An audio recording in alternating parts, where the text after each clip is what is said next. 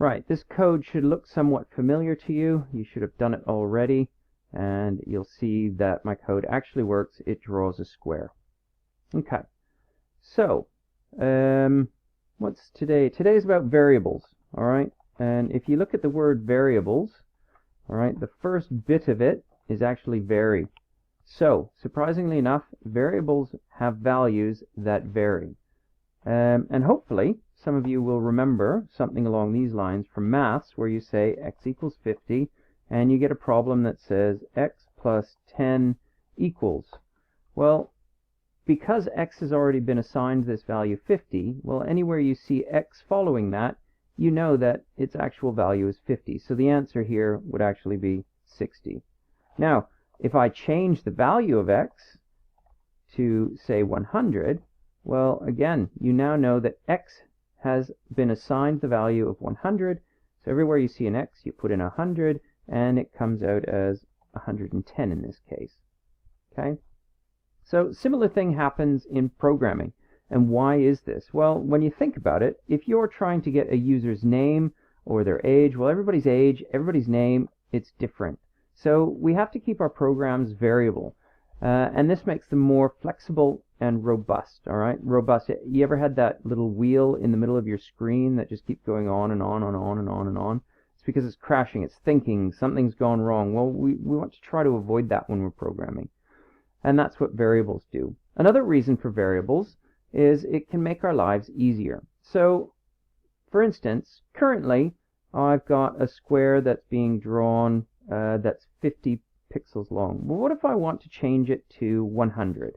Well, I have to go through here and I have to type in 100, 100, 100, 100. It takes a bit of time. Okay, and imagine if you've got 2,000 lines of code. Are you sure you're going to get every one of those lengths changed? Well, what we can do is we can actually declare a variable, and that way we only have to actually change the variable once. See, assume that wasn't quite right. I actually needed it to be 125. Look, I got to go through the whole thing again. It's actually a huge pain. And what happens if you make a mistake? Well, then you're going to have to go back through your code. See, that square isn't quite square, so you have to go back through your code to find out where you made the mistake. And, oh, look, I made a mistake there. All right, well, we can avoid this using variables. So, in Visual Basic, we use the dim keyword. And dim is just short for dimension. And that's a command for the computer to set aside a little bit of space in storage. And in fact, oh, look, it actually says declares and allocates storage space for one or more variables. So in this case, we're just going to declare one variable, and it's going to set aside some space in memory. And I'm going to call it length. And I'm going to set it equal to 50. So I'm assigning the value 50 to length. So anywhere we see this word length, we can assume that its value is 50. So let's just put length in here. And what do you think this is going to draw now? So, yep. Anywhere it says length, substitute that for 50 in your head, and what does it draw?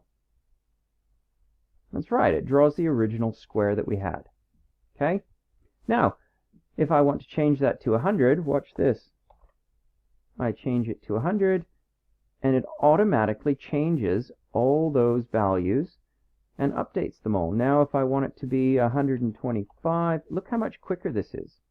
Okay? Not only that, but my code is also more readable, because now I know that it's going to move the length of the side of a square. All right, it kind of describes what that is. 50.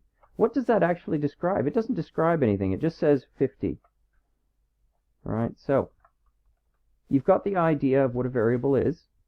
All right, go through the rest of this exercise, this page, and finish off the exercises.